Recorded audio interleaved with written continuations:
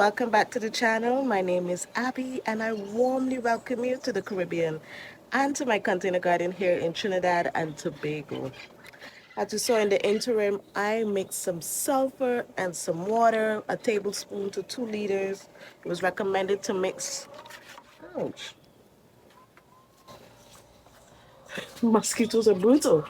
I was recommended to mix 1 tablespoon per liter, but because it's a hot place, I live in a hot place, and sulfur is a heated thing, so I decided to cut that in half because this is a trial. Now you're probably wondering why I mixed this.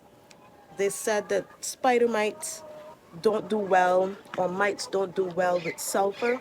So I want to spray the inside of the chicken coop with this solution, all inside of there, to use this as the parakeets, to use this as an option, as a natural option for treatment. Now, I told you guys before that even my skin was being affected by the mites. Now, guys, since last year, my mother brought me that container of sulfur. She said to me, rub that in with some Vaseline and rub it on your skin, and it will help you. But, guys, after realizing that the mites is what's probably, burrowing into my skin, I did that. And this is now 4 nights that I've been putting it on my skin, and I have been seeing, are you seeing that? I have been seeing a dramatic improvement in my skin, on my arms, and I'm kicking myself for not listening to her sooner. Sometimes it's just good. Just listen to your mother, guys. No matter how old she gets, just listen to your mom. So, after realizing that the sulfur is working on my skin, I'm saying, okay, it could work also in the chicken coop. So I did a whole host of research, and I implore you, if you want to try something, do a bunch of research and make sure that it's going to work for you, or it has the possibility of working for you.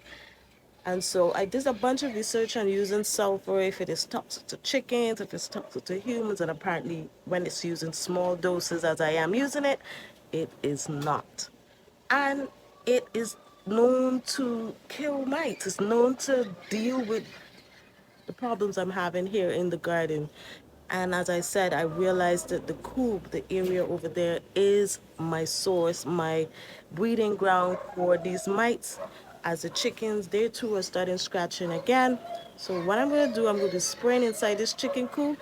And after that, I'll be giving you guys a tour this morning of the garden and what I have going on here.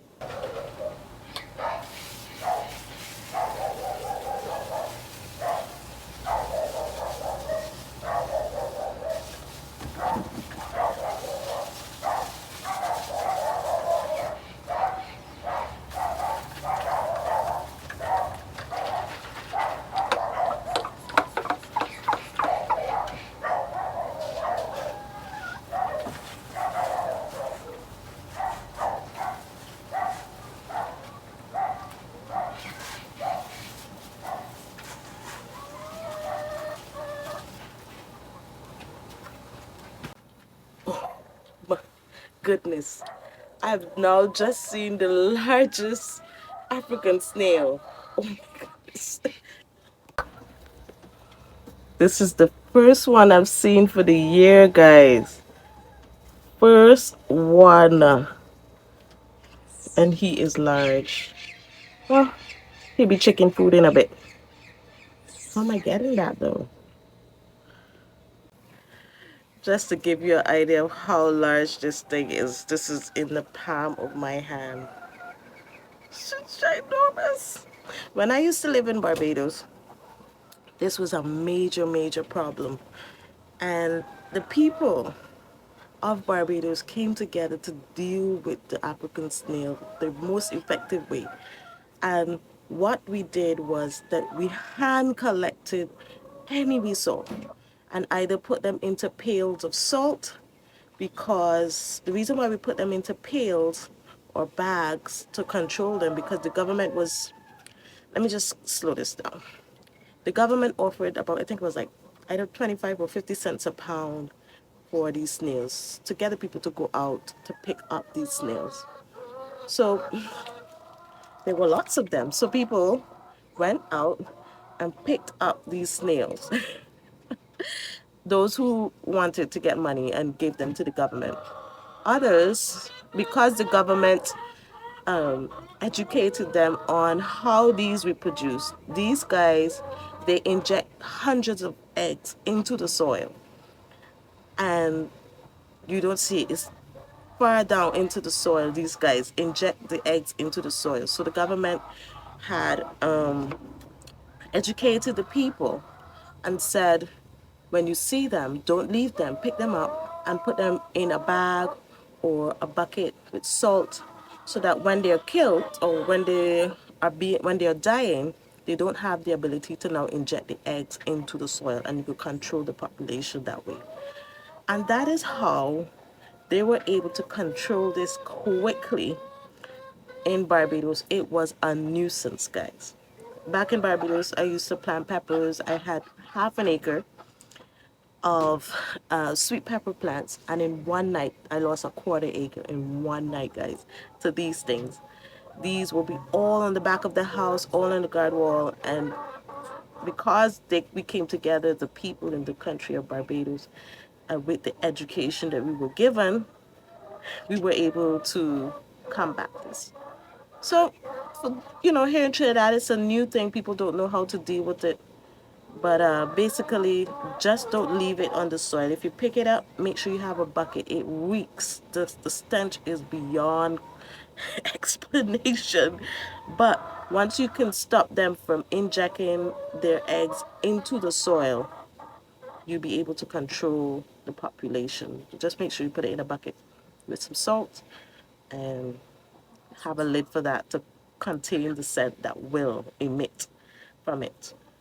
And yeah, you leave it there for a long, long time. Yes, let me get back to my spray. Okay, guys, so we're back to this tour. I hope you enjoy it and that it motivates you to grow in whatever space you have in your home or around your home. And doesn't matter what type of containers you have. Look, I'm growing in feed bags. You can, whatever holds soil and has proper drainage, you can plant in practically anything. So this is just an overview from this angle of the garden, how lovely it's looking. And I'm starting from this side, from the front of the yard, and then we'll work our way to the back this time. So this is a large drum. I don't know how many gallons this is, but this was an old steel pan. I got this from a pan yard, and my husband drilled holes at the bottom of it for me. And well, that used to be the top. The steel pan part is down there, and he drilled holes all around the bottom for drainage. And believe it or not, this is mostly composted savanna grass. I used to just go and get a bunch of it and keep dumping it in here, wetting it to see if it would turn into soil, and it did. And here and there I put in regular native soil in here as well until it became filled. Well, this took a while, okay, to fill this. It took it took probably a year and a half for me to get to this point of soil in here.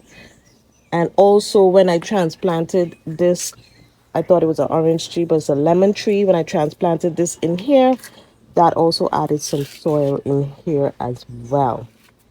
So in this container, I have a lemon tree, which is going all the way up there. And this volunteer pawpaw tree that came up here. This is the only surviving pawpaw I have in the garden right now. With the rains that we had, this one rotted because the yard flooded out. This one rotted and the other one on the other side rotted. This is the only one that is doing well at the moment, and I pray that it continues. Now, my problem with this, guys, is that birds come by and they rip the flowers off. Now this survived. You can see there's a slit there. It survived the birds attack. And so right now birds are just ripping away at my tender flower, especially when it's about to fruit up. and the birds come and just eat it. So that's why I don't have as many fruits on that. The birds come by and they just eat the flowers off of the pawpaw tree. Down here I have my gumfrinas. You guys know I love Beauty's splash of color to break up all the green. I love that. Behind here is where I planted the celery that I started from seed, guys. And you can see how far it has come. It is doing really well here. So this is an old suitcase. This is old suitcase, guys, that we drilled some holes at the bottom and filled in with dirt. And we started off with carrots, which did really well. And now we are doing celery in here. The carrots that I left to go to seed, they are still here. They're still jamming. I'm just waiting because apparently it takes about 2 years for them to go to seed. But that's okay. I'll try my best to keep it alive so that I can get seed for this. Over here, I have nothing currently. I'm actually thinking of peanuts, but peanuts is not a big thing in my family. But I was watching some other YouTubers grow peanuts, and it's quite fascinating. And I think I might give it a try. But right now, it has a bunch of Panama berry seedlings. Bunch of them, like a bunch of them. Don't know what to do with them. All of these are Panama berry seedlings. So I'm not too sure what's happening there, what I'll do with that. Under here, I fixed up this little tub and I put more soil in here and I sprinkle a bunch of culantro seeds. So all of them are germinating in there. All of these came off of these seed pods here. And so before long, this tub will be filled once again with shadow benny or culantro, and I won't have to worry about depleting my little supply right here.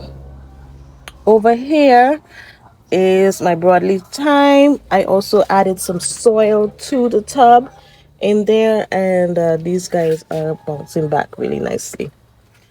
So that's what's happening in the corner over here. The panna berry is still blooming, still blooming, keeping those bees happy, and the berries are on there, and the birds are coming by and getting it before I can. I had this slick idea that if I could at least get 1 cup of Panama berries and I could make a muffin, you know, like how we make blueberry muffins. If I could make like a Panama berry muffin, that sounds really good. But we have to experiment. I have to get the berries. The birds have to let me get the berries first and then we can try it. But that is something I have in my mind and I think that would be super cool. So back on track. So this is what I think is a rough skin lemon. This used to be my sister-in-law's own. And I tried to save it from the brink of death. And part of it died back. Part of it died back. And this sprung from the bottom. So I'm not too sure what citrus this is. I will have to wait as well to find out what citrus this is. But the plant is doing really well. Really happy with how I was able to manage the mealybug on this plant. And this is also in a drum. Here I planted some zinnias. I am not too sure what color they are, but I planted some zinnias in there so that they could fill out in there and be another splash of another color. Yeah, so coming around, have my morning glory in a pot because you guys know that runs like crazy all over, and I just tied it onto this trellis here so you can see it giving me that beautiful overflow. That lasts till about 12 p.m. 1 p.m. That's all gone. Down here is the cauliflower that I think it's cauliflower that I transplanted here, some straggly looking ones, and they are bouncing back pretty good. I'm gonna take out this one because he's not doing so great. Probably stick him here just for fun, give everybody a fighting chance, but him together with that other one isn't doing so great. Yeah, let's see if he lives. So these guys are doing really well. If you can remember, I had one leaf on them, but they have since reproduced many more leaves, and they are in my opinion, they're doing okay. Over here where I transplanted some sweet pepper plants, as well as I made a tower with the plastic bottle. These plants are doing well and they're appreciating the treatments that they were given. But guys, look at this. Something came by and started chomping on the leaves. My husband said with the circular cutting of it, it's reminding him of bachak or leaf cutting ant. But I haven't seen any. If it's a leaf cutting ant, that I'll be devastated because the other day I saw this huge ant. It looked like a queen. Many of you said it was a queen cut leaf cutting ant. Now, if she's somewhere around here reproducing, I can't have that. So, and if that's the case, I'm hoping not. But whatever it is coming by. I think it's a locust though. Locusts come by and they just chomp for no reason. But yeah, something's coming by and it's chomping on the leaves. But positive, positive guys. No, no mites on these. The mites were on this, and I think it's trying to bounce out of it. So I have to keep treating these ones for the mites and keep on top of it. Over here, the mites completely took over this, but I still transplanted it because I just love beauty. I just love beauty.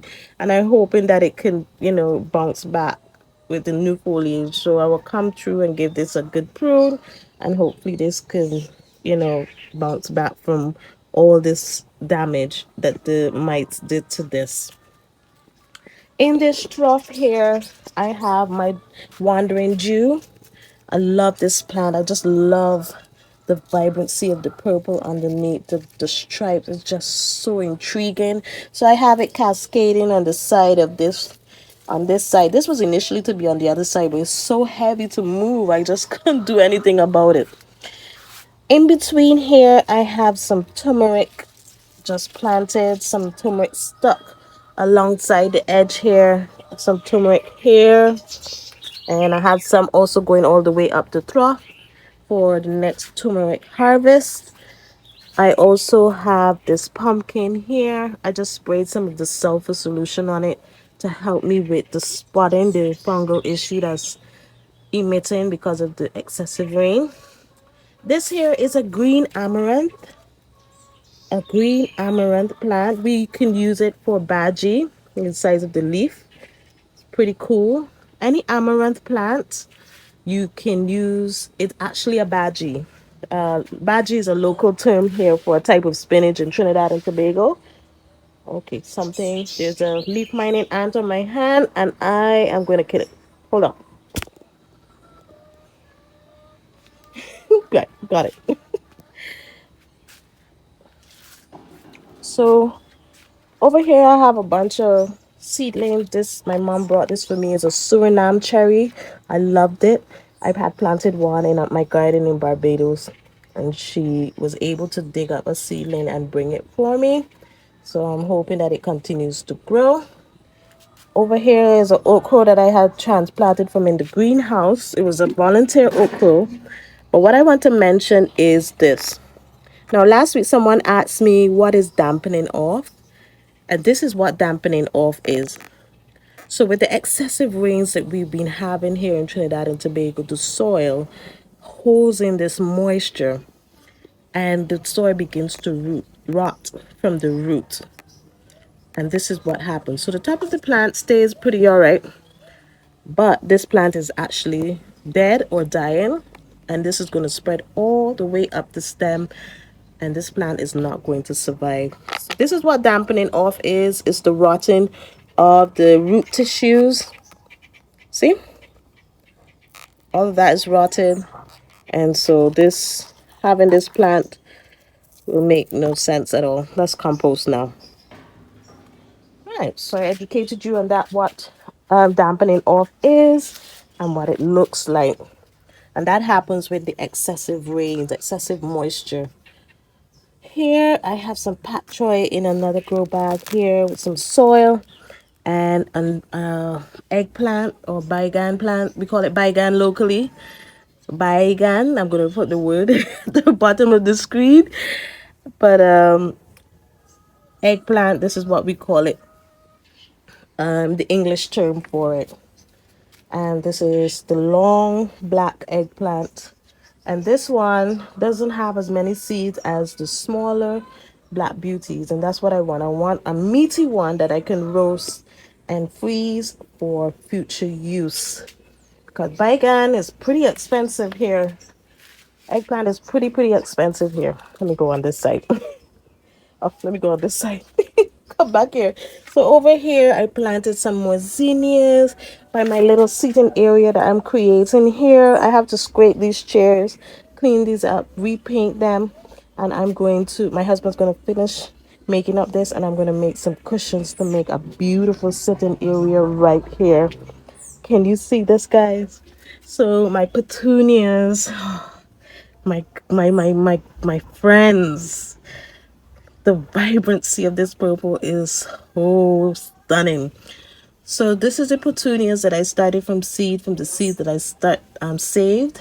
So I just wanted to give you, it starts off slow, but once it gets going, it is going to get going.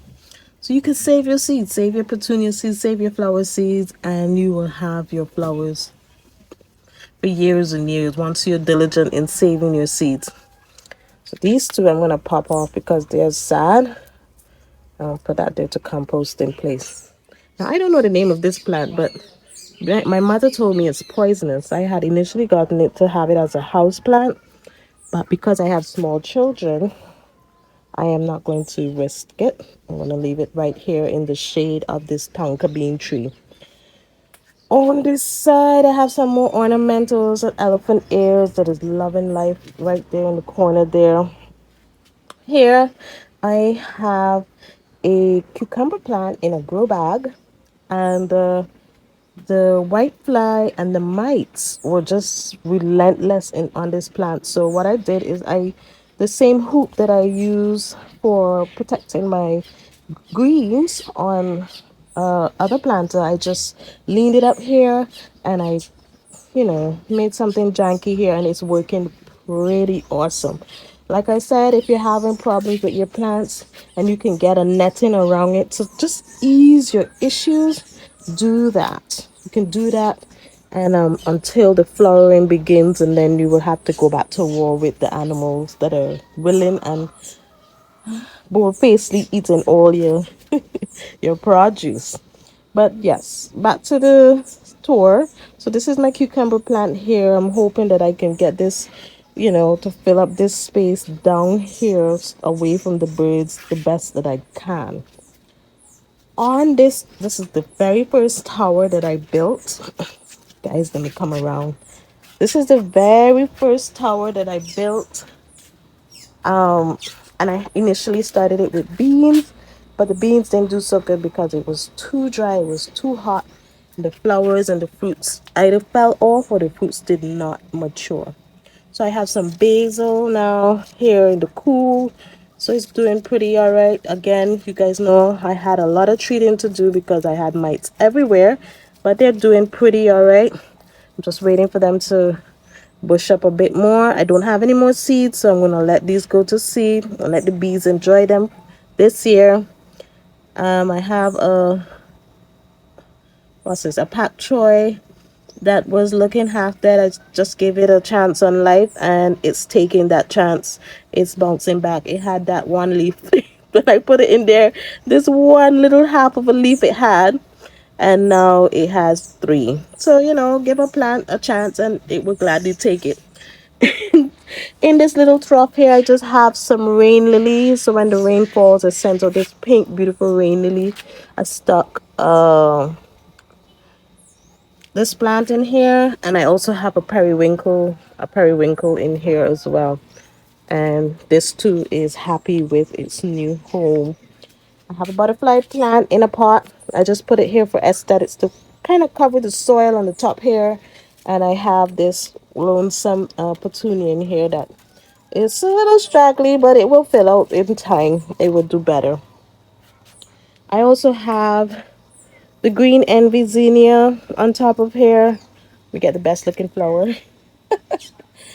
I have some trimming to do with these guys. So these are the green envy zinnias and also the yellow canary.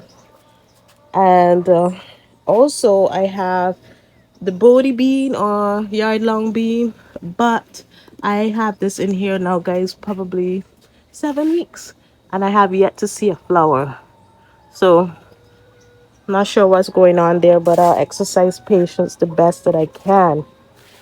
Behind me here, guys, I have not trimmed it. I just can't bring myself to trim it because I'm just so attached to my plants.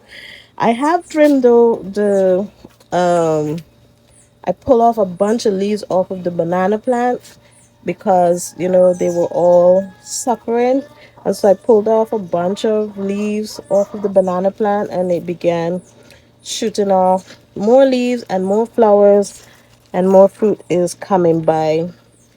So the newer leaves are coming by now, less less less and less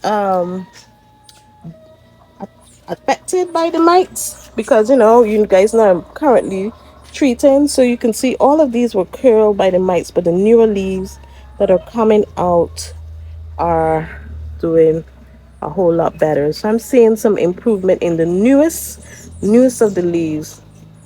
But what I tend to do is after a while I will just trim off all of these and allow the plant to reshoot new foliage, because peppers, they last quite a while. They could last years if you take care of them well, just like the eggplant. So the same thing is here, guys. You can see the mites started to attack the newer leaves, and I started treating once again, and so soon enough all the newer leaves are coming out less and less affected. I just have to stay on top of the treating of the mites, guys. The mites are insane. Now, one plant that has not been affected by the mites is this one. This pepper tree has not had a single curl leaf. Not one. This is the cayenne, the purple cayenne. When the purple cayenne is ripe, it turns red like the regular cayenne. Look at that. So it's pretty neat. And when I cooked it in my sweet Thai chili sauce, it was a beautiful pink, pastel pink. Pretty nice. Pretty exciting about that. So very soon I will come through here and I will harvest these guys, and I will try and make another jar to put up for storage. Coming down some more. This is my pot here for flowers. As you guys know, I encourage you to designate at least 1/3 of your pot to pollinator friendly flowers. And these are my zinnias. The double petaled are so gorgeous. I don't know what color it is. It's pink. I have some trimming to do there as well. I just keep treating it. I come through and I clean up this. All this has to be cleaned up. And we go there. Here I have another bell pepper. This one hasn't been shooting any new leaf despite me treating it. Show you guys under here the damage of the mites, all of that. So I'm not seeing any live mites there, but all that is damage from the mites. And this pepper isn't really getting any bigger, so I will probably take this off and I would trim up this plant pretty good and allow it to reshoot, because this is pretty stunted as it is. So I'm gonna trim this all up and go from there. Oh, by the way, I have a purple sweet pepper plant. This is the purple sweet pepper. I didn't get to show you guys that, but when it fruits again I will show you, promise. So you can see all of that is the mite damage protruding from underneath. So I keep treating, and now that I've found my source, I'm hoping that I could eradicate this problem, because these mites are the bane of my existence, guys. Oh my word. What a pest. What a pest these mites are proving to be. And the thing is, it attacks not just one species of plant, but all. Every single one, even down to the tomatoes. This is a calypso tomato that I moved from out of the greenhouse because I'm expecting to get more chickens. I also popped in some cabbage. So this is red cabbage, green cabbage. I popped them in there just for the fun of it. Behind me here, you guys know that we made this epic garden planter by cutting a drum in half, and I lined the edges with some old garden hose for the protection of the kids and myself, of course, but mostly for the kids. And I planted some daikon radishes in here, and they're starting to bulb up. You can see I'm starting to see some fattening of the root there, so that's pretty exciting. That started off a little wobbly, but it's the leaves are certainly perking up with all the treatment of the um for the mites. You can see the mites were all over.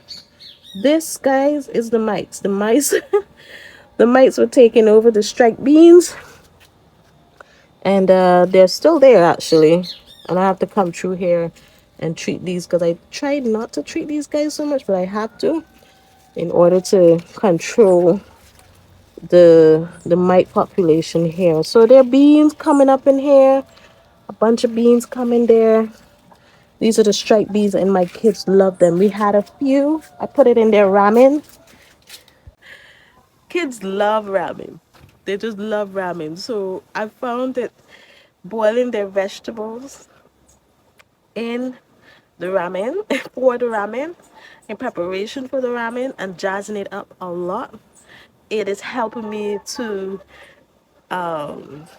what's the word, to build their appreciation for vegetables. So I put the beans in their ramen and they tasted it and it was like, Mama, it's good. Yum yum. So I've been able to help them appreciate. But I mean, the kids, they love vegetable. They hate fruits, but they love vegetable. So I've been able to build their appreciation for okra and beans so far by putting it in their ramen. So the okra I put in the water first before I put in all the seasoning and the pasta. So the okra is soft, and the slime comes up, but they can't tell the difference because they're slurping up the ramen. They're slurping up the ramen, so they can't tell the difference. So I've been able to use ramen to help me get them to love vegetables. Back to the tour. So here in this next grow bag, I have, this is supposed to be a yellow crookneck squash, and I popped in some pak choy in here as well. These guys, they're doing really well in here. They're doing super duper duper good. Behind me here is another eggplant. This too is doing very well. The plant is doing really really well. I had a bunch of parsley in here. Had a bunch of parsley in here, but with the excessive rain, I'm learning that the parsley does not like that. So I am going to have to get me some new parsley seasoning because parsley will, be great in like the mac and cheese, just to add the herb, a real fresh herb to our dishes, especially for the children, so that they will continue to enjoy and develop an appreciation for these things. I popped in a zinnia here. Got this periwinkle plant for $10, and it's very very beautiful. Periwinkle does not attract any pollinators. It doesn't have any pollen or anything, but I basically plant it for just the beauty of it. It's pretty beautiful. Here, my mother planted a pigeon pea plant, and I am just taking care of it. Everything she does for me, I cherish. I cherish it so so so much. Here behind here, I have another tigress zucchini, and it's doing fairly okay. And I still have my giant yellow marigold in the same pot with the zucchini as well. Behind here is my pimento tree that is taller than me now, but I moved it because I had it over here with these peppers, and I moved it over here to where it gets the full sun whole day.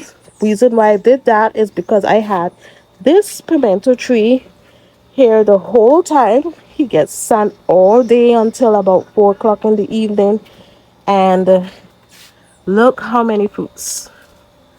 Look how many fruits are on this pimento tree, guys. So many fruits on this. So I'm going to be picking out these because I'm seeing the next flush of blooms coming. So I'm going to pick these out and put them in the freezer.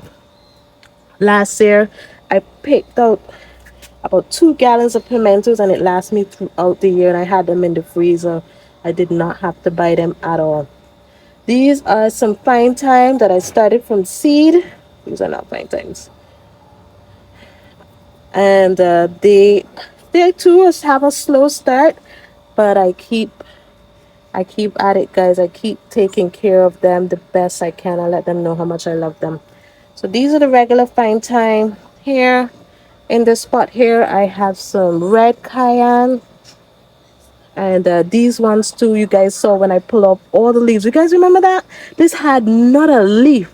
Look at it now. And I keep treating it, especially once I start to see the leaves curling. I will treat them until I can get these spider mites under control. I also want to mention back in this pot here, I have a straw flower. It struggled a lot, guys, but it is still going and I'm pretty happy. I'm looking forward to seeing my very first straw flower.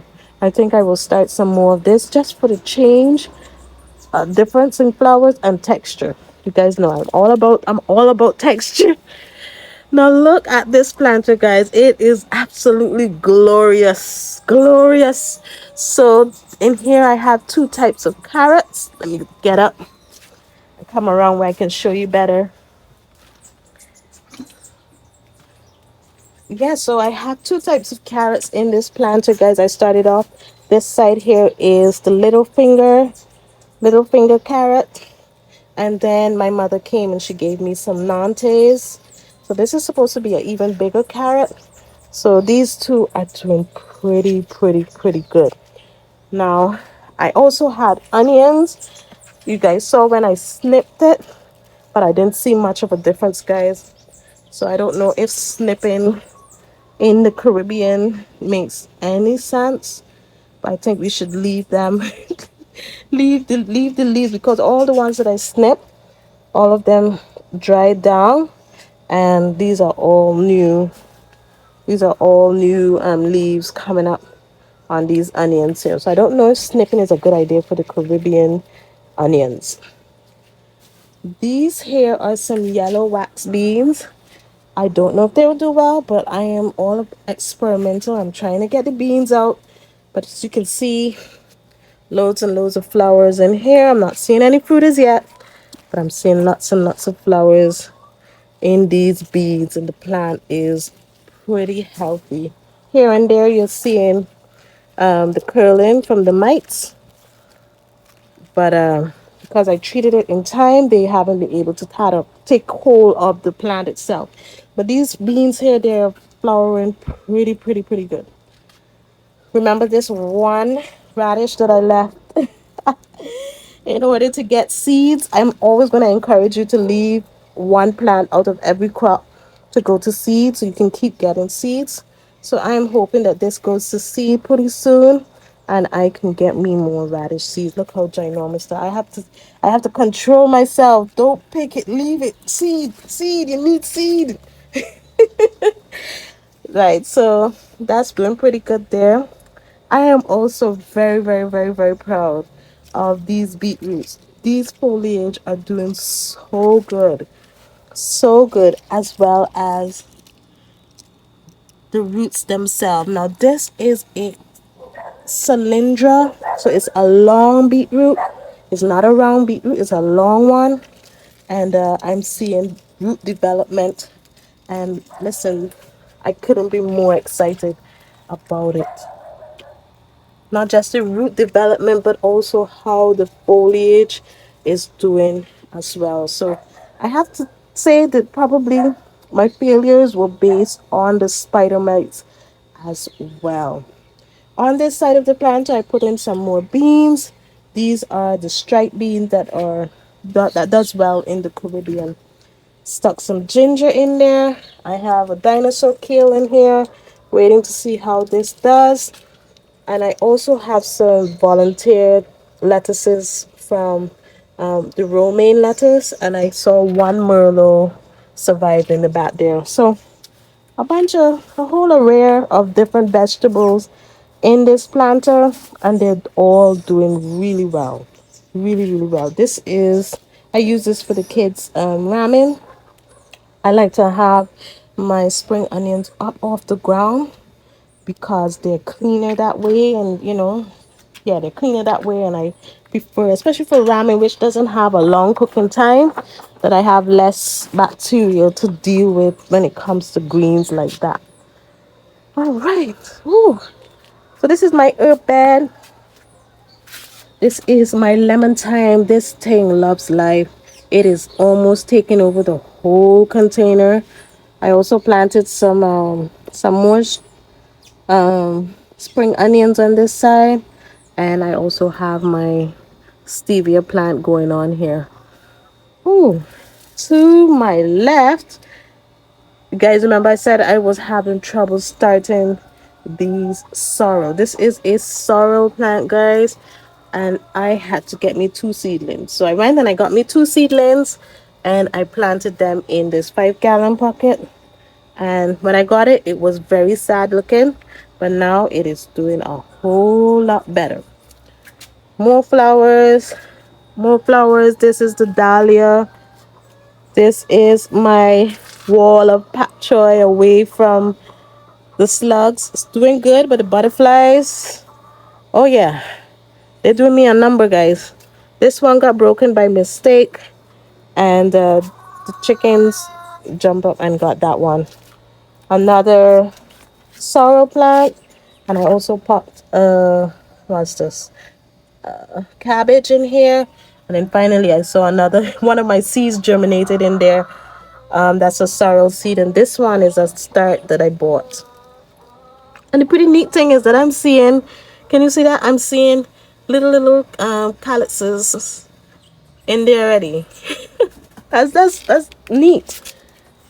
Behind me in this planter is, you guys remember I had a beautiful amount of peppers here. I had bell and I had carnegie, and these guys were really badly affected, so I pulled them all the way back. Just to give you an example how far back I trimmed it.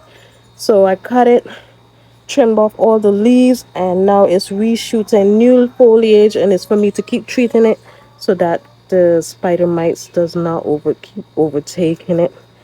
And it's respringing. This one in the back here, I cut that way back, and with it respringing, I keep treating it so that the spider mites do not take hold of it early. Yep. So that's how I am able to, control it a bit. These are older foliage, but this is what happens with the spider mites. Here is my tarragon. This is due for harvesting and drying because I'm almost out of my tarragon from last year. So this is a video that's for the future. So this is the soluble fertilizer that I'm using, the Nova Red Blossom Boostum soluble fertilizer. Sorry about the chicken.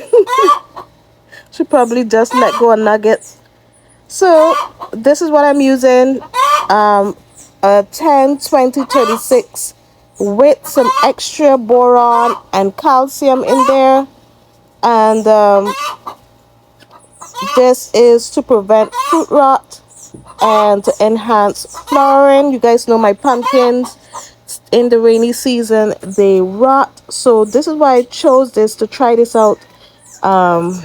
Because you guys know all my pots are amended with the homemade compost using the chicken bedding, and that is quite rich in nitrogen, hence why I have all this green growth going on here. That is all the homemade chicken compost in those pots, guys.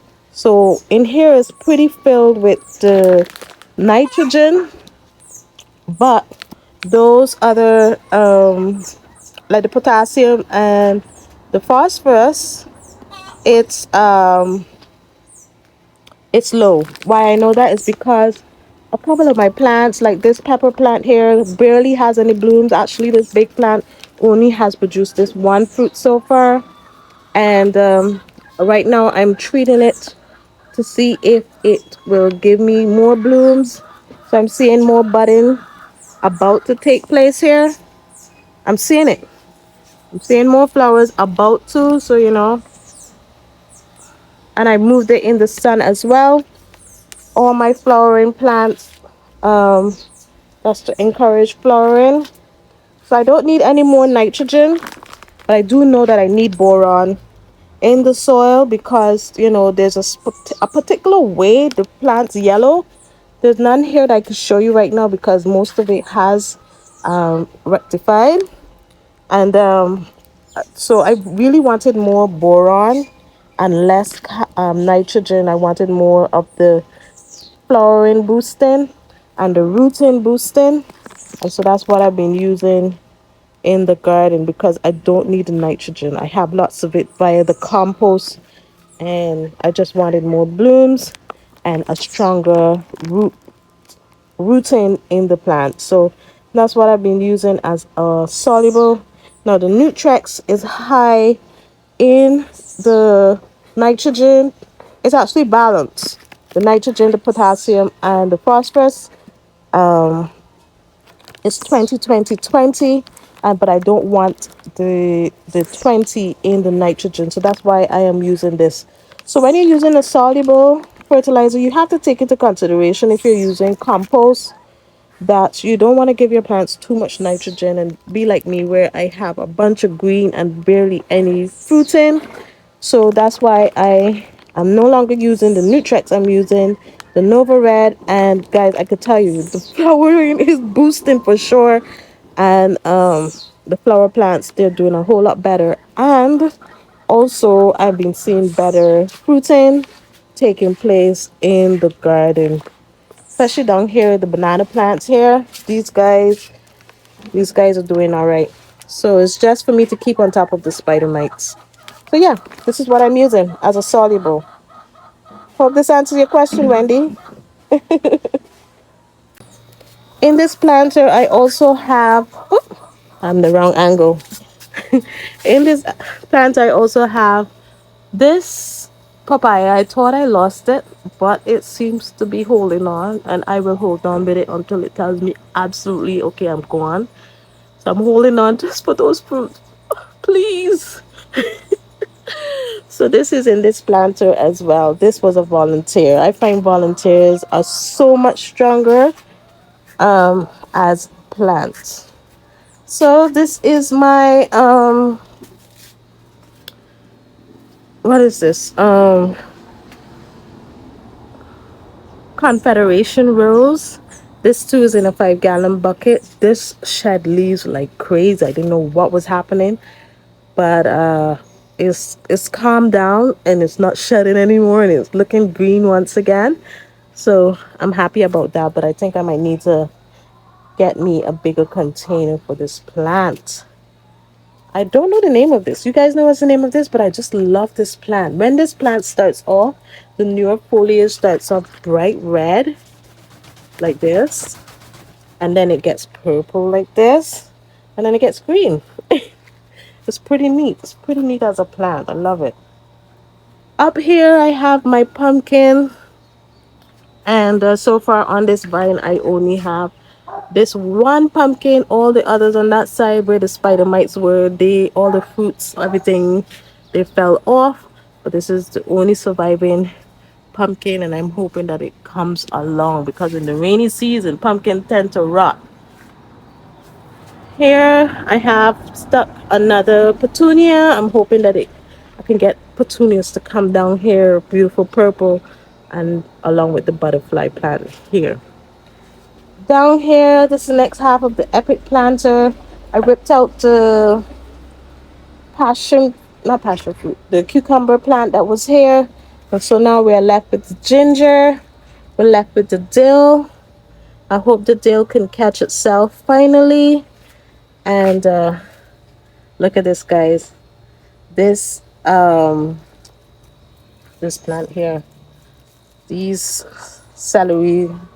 Oh wow. Anyway, but this strawberry has caught itself. It is looking so good. I'm looking forward to seeing more runners. I'm thinking I'm seeing runners. If it's not, I'm just hoping that it continues to, enjoy this.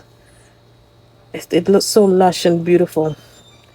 Here is some celery that, again, you can see the spider mites. They are not prejudiced as to what plants they attack. But you can see my newer leaves, they are coming along. The treatment against them has amplified, especially since that I recognized that it was severe, so severe. But they don't attack this plant. This is my avocado in a 3 gallon container. I gotta get me a container. I keep saying that every garden video. I just don't get around to it.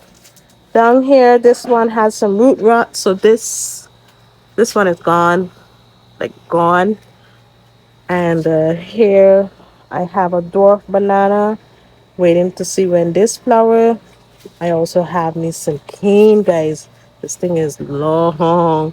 I'm just waiting for when my husband is home that he can enjoy. I want him to pick it. I want him to pick it and him to peel it, and us to sit down as a family and just take in the moment. Yeah, I think I'll just amplify the moment. So the cane here is doing really well. One thing I've learned about this cane is that when it's like this is green, this is not ready. This is a yellow cane. So once I start to see the goldenness coming through, it means those sugars are definitely amplifying in the cane. So it changes color. This cane changes color. So it starts off green, but once I start to get this golden hue, it's so much sweeter. All right, so I have all these beautiful ornamentals here, ornamentals there, and just the final part now to show you in the back what's going on in the back here. So you guys know that I have a bunch of ginger in the back here in these boxes. Bunch of ginger in these very shallow boxes, and ginger is doing really good and it's very tasty, very pungent. My plantain trees in a half a drum as well, they are doing fairly okay. With the excessive rains, I found again the yellowing of the leaves, but they're doing okay. I have some turmeric there, some stinging nettle. I'm going to dry those for tea as well, and some more ornamentals in the back there. Here I have some tanya that I planted that I got from the grocery store. So these are doing really well as well. Those roots are looking pretty nice. So it's when these die back to the center leaf, that's when these are going to be ready. And I also planted a passion fruit vine, but with the excessive rains, I don't know what happened. It just died. It got all the way to the top, and it just died. But I had some extra plants there, so I replanted. I replanted another one, and this time it has two. So hopefully it's a bit more bushy. Here I have some lemongrass, and I also have pumpkin, which is with the tanya. And right now I just have a little tiny pumpkin, but that's fine. Not quite all right. I would wait on that. I had one up there, but it rotted, and that's no more. Oh, I almost forgot to give you an update on the pineapple. So in the pineapple, I have a whole lot of weeds going on here. So I got some stinging nettle, some badgie. I'm gonna pull out the badgie and get it its own container because I want to get those greens for the chickens. It makes their egg yolk super orange. So I want to get them back their greens. But the pineapple pups, they are all growing well. They're rooted. Fix you back. They're rooted in there, and they're growing really well. All of this pumpkin vine will be pulled out, and I have one remaining pineapple plant just waiting for it to flower. Nope, no flowers yet, but it's pretty huge, and just waiting for these pups to grow up. And when they're about 6 months old, I would I would fill in the bin with more compost. This okra plant that volunteered in the corner there is doing really well. I did what Marie said. I kept pulling off the leaves, and it is still flowering. I have not experienced that in an okra plant in a container. So it works. So pull off the leaves, and it will keep flowering and producing pods for you. This one I didn't care for too much. I did not enjoy the taste of this okra. Believe it or not, each okra has a taste. They're different, and I prefer the deer horn because it is sweeter. It is by far the best tasting one that I have yet tried, and it's quite forgiving. It gives you at least 3 days to pick it, and it gets about a foot long, and it's quite tender. All right, so that's it. Whew, that was a lot. I hope you enjoyed the tour, guys. I hope you were encouraged by the things that I have going on here in my container garden, and that my little, you can see it's not a lot. It's spaced out, but it's not a lot of pots. It's not like 100 pots. It's just pots here and there, and you can use bags, guys, to plant in.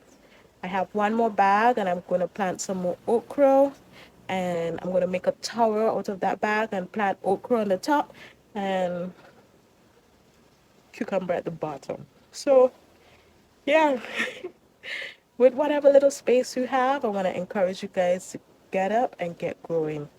It not only is satisfying to pick produce, but just seeing the beauty and the stages. Enjoy each stage. Each stage has its own enjoyment. So enjoy it. Gardening is beautiful for not just the soul, but for the mind. Those endorphins that your body releases is amazing. The Creator knew what He was doing when He gave Adam and Eve that beautiful garden to take care of. That's what we were made for, to take care of our home. And so, yeah, tap into it. He knew what He was doing. It is really, really enjoyable. So, guys, thanks for spending your time with me today. I want to encourage you guys to look forward to the future. The future is that, God said He sent His Son so that we could live forever. God loved the world so much that He sent His Son so that whoever believes in Him shall not perish but have everlasting life. So just imagine everlasting life on a earth filled with beauty. There is no boredom in sight. I can guarantee you that, because the morning glory has so many colors, and I know I only have two. I have two. And there's so many colors, so many things to do, so many things to discover. So, guys, we'll chat some more. See you guys in the next one. Bye.